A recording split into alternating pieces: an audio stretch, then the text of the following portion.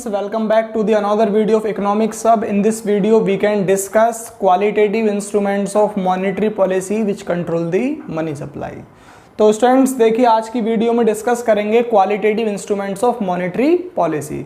Students, control of money supply से related last 2 video में हमने डिस्कस किए थे आपके साथ में quantitative instruments of monetary policy, और आज की वीडियो में डिस्कस करेंगे आपके साथ में हम क्वालिटेटिव इंस्ट्रूमेंट्स. तो स्टूडेंट्स देखिए, क्वांटिटेटिव इंस्ट्रूमेंट्स जो थे मॉनेटरी पॉलिसी के, वो पूरी होल इकोनॉमी के अंदर मनी के फ्लो को क्या कर रहे थे, कंट्रोल कर रहे थे. लेकिन जितने भी हमारे पास में क्वालिटेटिव इंस्ट्रूमेंट्स हैं वो एक पर्टिकुलर सेक्टर तक ही लिमिटेड है. उनकी जो लिमिटेड है वो एक तरीके से पर्टिकुलर सेक्टर तक ही वो लिमिटेड है. वो पूरी होल इकोनॉमी के अंदर वर्क नहीं कर सकते. एक पर्टिकुलर सेक्टर के अंदर अगर हम एक पर्टिकुलर प्लेस पे हमें मनी कंट्रोल करना है तो वहाँ पर इनका यूज़ होता है आपके क्वालिटेटिव इंस्ट्रूमेंट्स का. तो स्टूडेंट्स देखिए, इसमें सबसे फर्स्ट पॉइंट आपके सामने इसमें आता है मार्जिन रिक्वायरमेंट. अब देखिए मार्जिन रिक्वायरमेंट क्या होता है. स्टूडेंट्स देखिए, ये पॉइंट है क्या, जब आप कभी बैंक से लोन लेने के लिए जाते हैं किसी कॉमर्शियल बैंक से, तो स्टूडेंट सबसे पहले कॉमर्शियल बैंक एक ही उसकी रिक्वायरमेंट करता है कि सिक्योरिटी डिपॉजिट आप कितने सिक्योरिटी डिपॉजिट क्या करोगे और लोन आपको कितने का चाहिए. तो स्टूडेंट देखिए, सपोज कीजिए आपको बैंक से लोन चाहिए कितने का, 1 लाख रुपीस का, 1 लाख रुपए. अगर 1 लाख रुपए का आप बैंक से लोन की रिक्वायरमेंट करते हैं तो बैंक आपसे सिक्योरिटी की कितने तक की डिमांड करेगा, आपकी सिक्योरिटी की वैल्यू कितने तक होनी चाहिए, कम से कम इस 1 लाख से ज़्यादा की सिक्योरिटी की वैल्यू स्टूडेंट्स होनी चाहिए. सपोज कीजिए बैंक आपसे रिक्वायरमेंट करता है कि आपको 2 लाख रुपए तक वहाँ पे सिक्योरिटी बैंक में डिपॉजिट करनी है. इससे कम भी कर सकता है, इससे ज़्यादा भी कर सकता है बैंक. तो स्टूडेंट्स देखिए, जितना बैंक सिक्योरिटी डिपॉजिट कराता है उस सिक्योरिटी की वैल्यू और जितना बैंक से आप लोन लेते हैं, उन दोनों जो बीच में उनका डिफरेंसेस होता है, जो इन दोनों वैल्यू का डिफरेंस है 1 लाख, स्टूडेंट्स ये कहलाएगा आपका मार्जिन. ये कहलाता है मार्जिन.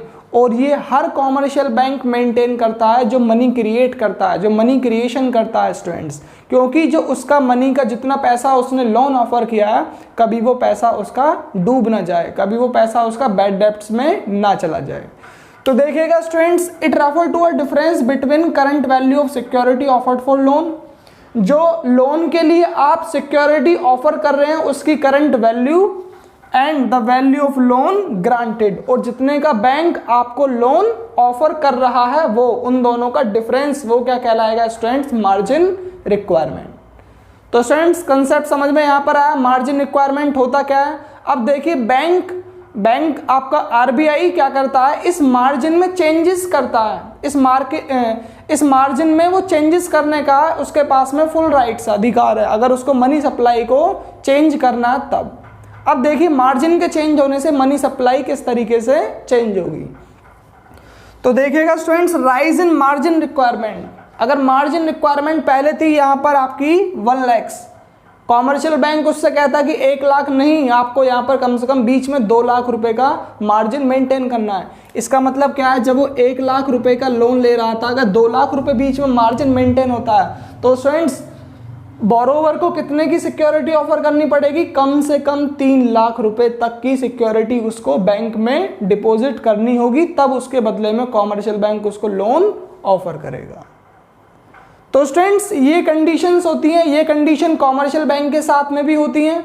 कॉमर्शियल बैंक जब सेंट्रल बैंक से लोन लेता है, जब उसको फंड्स की जरूरत पड़ती है, ये सिचुएशन तब भी यूज होती है वहां पर ही, जब कॉमर्शियल बैंक सेंट्रल से लोन लेता है बैंक रेट और रेपो रेट की टर्म्स में.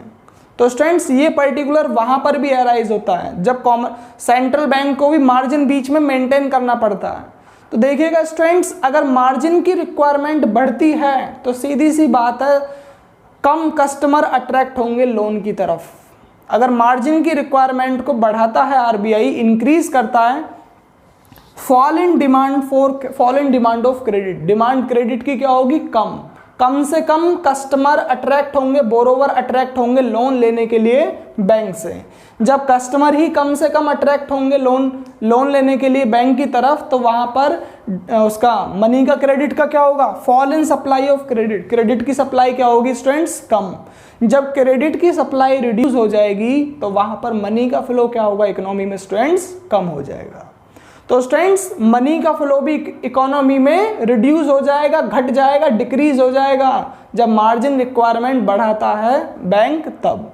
लेकिन स्टूडेंट्स ऐसा भी तो हो सकता है कि आरबीआई मार्जिन को कम कर दे और उसको लग रहा है कि मार्जिन यहाँ पर मनी का फ्लो इकोनॉमी में कम चल रहा है इस पर्टिकुलर सेक्टर में, तो स्टूडेंट्स आरबीआई वहाँ पर क्या करता है, मार्जिन को कम भी करता है, मार्जिन को कम भी कर देता है, जिससे बैंक की तरफ, कॉमर्शियल बैंक आरबीआई की तरफ और जितने भी बोरोवर्स कॉमर्शियल बैंक की तरफ अट्रैक्ट हो लोन लेने के लिए अट्रैक्ट हो, जिससे डिमांड क्रेडिट की क्या होगी, राइज, इंक्रीज होगी और मनी का फ्लो इकोनॉमी में स्टूडेंट्स इंक्रीज हो जाएगा। तो स्टूडेंट्स ये था आपका फर्स्ट पॉइंट यहाँ पर मार्जिन रिक्वायरमेंट, तो ये था। इसके बाद में आता है सेकंड पॉइंट यहाँ पर आपका rationing of credit. Rationing of credit का मतलब क्या है स्टूडेंट्स देखिए इसका मतलब ये है सेंट्रल बैंक आरबीआई क्या करता है, डिफरेंट बिजनेस एक्टिविटी के लिए कॉमर्शियल बैंक की क्रेडिट कैपेसिटी को फिक्स कर देता है।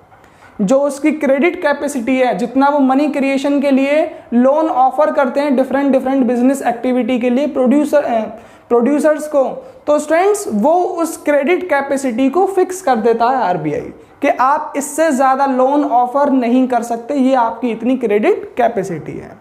स्टूडेंट्स क्रेडिट कैपेसिटी को या क्रेडिट कैपेसिटी पे रेस्ट्रिक्शंस भी लगता है और क्रेडिट कैपेसिटी पे रेस्ट्रिक्शंस को हटा भी देता है सेंट्रल बैंक। दोनों सिचुएशन अराइज होती हैं। अब देखिएगा दोनों सिचुएशन कैसे कब अराइज होती हैं। जब सेंट्रल बैंक को स्टूडेंट्स लगता है इकोनॉमी में इन्फ्लेशन अराइज हो रहा है, मतलब महंगाई हो रही है ज़्यादा, जब इन्फ्लेशन हो रहा है उसको दिख रहा है इकोनॉमी में गुड्स के प्राइस बढ़ रहे हैं, सर्विसेज के प्राइस इंक्रीज हो रहे हैं, तो प्राइस को कम करने के लिए स्टूडेंट्स वो होल इकोनॉमी में एग्रीगेट डिमांड को कम करने की कोशिश करता है। और एग्रीगेट डिमांड किससे कम होगी, जब मनी का फ्लो इकोनॉमी में कम होगा तब। वो क्या करेगा, यहाँ पर मनी के फ्लो को कम करने के लिए कॉमर्शियल बैंक्स पर रेस्ट्रिक्शंस लगा देगा उनकी क्रेडिट कैपेसिटी पे कि वो इससे ज़्यादा लोन ऑफर नहीं कर सकते। जब लोन ऑफर नहीं होगा, मनी क्रिएशन कम होगा, तो स्टूडेंट्स मनी का फ्लो क्या होगा, मनी का फ्लो भी रिड्यूस हो जाएगा और इकोनॉमी में इन्फ्लेशन क्या होगा, कंट्रोल होना स्टार्ट हो जाएगा। जब होल इकोनॉमी में मनी का फ्लो स्टूडेंट्स रिड्यूस होगा तब। तो देखिए students, it refer to a fixation of credit limit या credit capacity for different business activity. There is a restriction on credit creation of commercial bank to decrease the flow of money in economy. जब commercial bank को, जब RBI को ये लगता है economy में money के फ्लो को अगर उसको रिड्यूस करना है, डिक्रीज करना है, तो वहाँ पर वो कॉमर्शियल बैंक की जितनी भी क्रेडिट कैपेसिटी है उन पर और रेस्ट्रिक्शंस लगा देता है। लेकिन जब उसको ये लगता है कि इकोनॉमी में मनी के फ्लो अब कम हो चुका है, वहाँ पर इंक्रीज करने की ज़रूरत है, तो स्टूडेंट्स उस कंडीशन में वो रेस्ट्रिक्शंस को हटा देता है, उनकी क्रेडिट कैपेसिटी को और ज़्यादा बढ़ा देता है कॉमर्शियल बैंक की, जिससे ज़्यादा से ज़्यादा वो लोन ऑफर कर सकें। और लोन ऑफर करेंगे तो वो मनी क्रिएशन भी उनका क्या होगा, इंक्रीज होगा। और मनी क्रिएशंस इंक्रीज होगा, क्रेडिट इंक्रीज होगा, तो स्टूडेंट्स इकोनॉमी में मनी का फ्लो क्या होगा, इंक्रीज हो जाएगा। तो देखिए स्टूडेंट्स, आगे इसमें थर्ड पॉइंट यहाँ पर आता है आपके सामने, मोरल सुएशन। मोरल सुएशंस क्या है, तो स्टूडेंट देखिए सुएशन ये दो वर्डों के कॉम्बिनेशन से बना है। It is a combination of both persuasion and pressure. Persuasions आग्रह करना, प्रेशर दबाव डालना। स्टूडेंट्स आरबीआई इन दोनों वर्ड का, इन दोनों इंस्ट्रूमेंट का यहाँ पर यूज करता है कॉमर्शियल बैंक के लिए। कॉमर्शियल बैंक के साथ में आरबीआई कॉमर्शियल बैंक को सजेस्ट भी करता है, एडवाइस भी देता है रेस्ट्रिक्शंस लगाने के लिए, इन्फ्लेशन को कंट्रोल करने के लिए। इन्फ्लेशन को कंट्रोल करने के लिए वो रेस्ट्रिक्शंस लगाता है आरबीआई किस पे, लोन एंड एडवांसेस पे। तो देखिए स्टूडेंट्स ये पॉइंट है क्या, यहाँ पर आरबीआई क्या करता है, मोरल सुएशन के अंदर कॉमर्शियल बैंक को एडवाइस देता है, सजेस्ट करता है कि आपको लोन एंड एडवांसेस कम करने हैं जब इकोनॉमी के अंदर इन्फ्लेशन चल रहा है तब। जब इकोनॉमी के अंदर गुड्स एंड सर्विसेज के प्राइस इंक्रीज हो चुके हैं, उनको कंट्रोल करने के लिए आपको मनी सप्लाई रिड्यूस करनी है। ये आरबीआई एडवाइस देता है स्टूडेंट्स किसको, कॉमर्शियल बैंक को। लेकिन कभी कभी ऐसा होता है स्टूडेंट्स, कॉमर्शियल बैंक आरबीआई की एडवाइस को इग्नोर कर देते हैं। उन्हें तो अपना मनी क्रिएट करनी है तो उनके पास मनी से प्रॉफिट भी ज़्यादा होगा कॉमर्शियल बैंक को। तो फ्रेंड्स आरबीआई क्या करता है, फिर उन्हें एडवाइस नहीं देता, फिर उन पर प्रेशर डालता है। फिर आरबीआई स्टूडेंट्स इकोनॉमी के अंदर कॉमर्शियल बैंक्स के ऊपर प्रेशर डालता है, फिर वो उनसे प्रेशर से वर्क कराता है, फिर वो उनसे प्रेशर से क्या करता है, लोन एंड एडवांसेस पे रेस्ट्रिक्शंस लगाने के लिए कहता है। प्रेशरली वो बोलता है आरबीआई। और स्टूडेंट्स अगर उसके प्रेशर को कॉमर्शियल बैंक इग्नोर करेंगे तो वहाँ पर आरबीआई फिर क्या करता है, वो डायरेक्ट एक्शन लेगा किसके रिगार्डिंग, कॉमर्शियल बैंक के रिगार्डिंग, वो उस पर पेनल्टी भी लगा सकता है। तो देखिए students, it is a combination of both persuasion and pressure. The RBI try to persuade the commercial bank to follow its directive. उसके डायरेक्टिव को, उसके डायरेक्शन को फॉलो करने के लिए आरबीआई एडवाइस देता है किसको, कॉमर्शियल बैंक को, उनसे आग्रह करता है। परसुएट्स का मतलब होता है आग्रह करना, persuasion. If persuasion does not work it use the required pressure as an apex bank of country. वो एक रिक्वायर्ड प्रेशर का यूज करता है अपने डायरेक्टिव्स को फॉलो कराने के लिए कॉमर्शियल बैंक से। लेकिन स्टूडेंट्स ध्यान रखिएगा, अगर प्रेशर भी आरबीआई का इग्नोर हो गया, कॉमर्शियल बैंक ने इग्नोर कर दिया, प्रेशर भी उसका यूज में नहीं हुआ, तो फिर आरबीआई क्या करेगा, सीधा डायरेक्ट एक्शन लेगा उस कॉमर्शियल बैंक के रिगार्डिंग। आरबीआई इन्फ्लेशन और डिफ्लेशन दोनों को कंट्रोल करेगा। इन्फ्लेशन को कंट्रोल करने के लिए वो कॉमर्शियल बैंक को एडवाइस देता है रेस्ट्रिक्शंस लगाने के लिए। किस पर, लोन एंड एडवांसेस पर, मनी क्रिएशन पर। जब रेस्ट्रिक्शंस लगेगा स्टूडेंट्स तो मनी का फ्लो क्या होगा, कम हो जाएगा।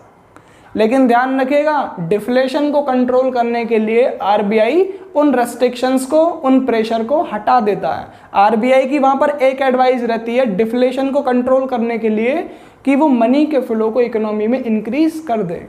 स्टूडेंट्स आपकी जेब में अगर आज 100 रुपये हैं या 1000 रुपीज़ हैं तो आपका मन भी करेगा उनको खर्च करने के लिए। तो ध्यान रखिएगा, मनी के फ्लो अगर आपके पास में भी इंक्रीज होगा तो आपके एक्सपेंडिचर भी इंक्रीज होंगे, जिससे इकोनॉमी के अंदर ओवरऑल डिमांड गुड्स की बढ़ेगी और डिफ्लेशन कंट्रोल हो जाएगा। तो स्टूडेंट्स मोरल सुएशन वर्क करता है क्वालिटेटिव इंस्ट्रूमेंट्स में भी और क्वांटिटेटिव इंस्ट्रूमेंट्स में भी। ये एक ऐसा इंस्ट्रूमेंट है आरबीआई का, ये दोनों पॉलिसी में वर्क करता है, ये पूरी होल इकोनॉमी के लिए भी वर्क करता है। स्टूडेंट्स ये पूरी होल इकोनॉमी के लिए वर्क करता है आपका मोरल सुएशन। तो इसीलिए इसको क्वालिटेटिव और क्वांटिटेटिव इंस्ट्रूमेंट दोनों में इसको इंक्लूड कर लिया जाता है। लेकिन ये ब्रीफली डिस्क्रिप्शन इसकी क्वालिटेटिव इंस्ट्रूमेंट्स में। तो स्टूडेंट्स यहाँ पर क्वालिटेटिव इंस्ट्रूमेंट्स होते हैं आपके फिनिश। तो देखिए स्टूडेंट्स मॉनेटरी पॉलिसी भी यहाँ पर आपकी खत्म होती है। ये जितने भी आपने क्वालिटेटिव और क्वांटिटेटिव इंस्ट्रूमेंट्स यहाँ पर पढ़े हैं ये सारे मॉनेटरी पॉलिसी आरबीआई के ही पार्ट हैं, जो इकोनॉमी के अंदर मनी सप्लाई को कंट्रोल करता है।